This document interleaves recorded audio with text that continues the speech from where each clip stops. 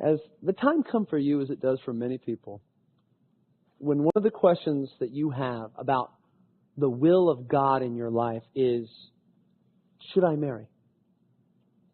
Does the Lord wish me to marry? Men and women seem to have different points of view about that and the way they approach that question. But I want to give you an example of finding contentment in the here and now. I want to quote to you a poem that was sent to me last month by one of our own guild ladies. And I think it's a great example of living in God's perfect time. It's called I'm Glad to Be Single by Carol Dorman. Listen to this.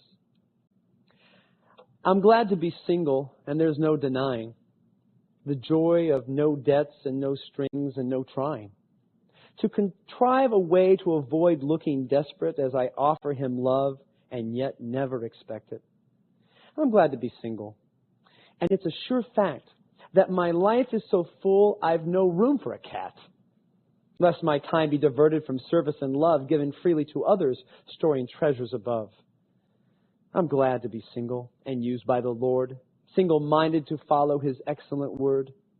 I could live for myself, for my kids or my man, but to this I was called, and by this I shall stand. I'm glad to be single.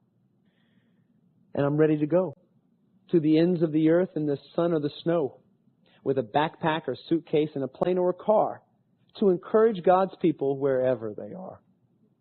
I'm glad to be single in spite of wed women, whose misguided pity so often will lead them to infer that mine is so sad a condition and presume I am faking this joy that I live in. I'm glad to be single, and please understand that my love is for God, not my lust for a man. And the lessons I've learned in these years of aloneness have strengthened my faith into patience and wholeness. Are you glad you were married? Did you wait or rush in? Do you wish you were single starting over again? Is your prince less than royal? And your castle a barn? Has your dream expectation lost its fairy tale charm? Be content where you are and be glad you are married. For upon that sad day, when your prince you have buried, you will see with new eyes how our Lord can sustain every single who loves him and honors his name. I'm glad to be single, just like my sweet Jesus, who lived and who died and who rose up to teach us that singles and marrieds must walk humbly by until he calls us home to our place in the sky.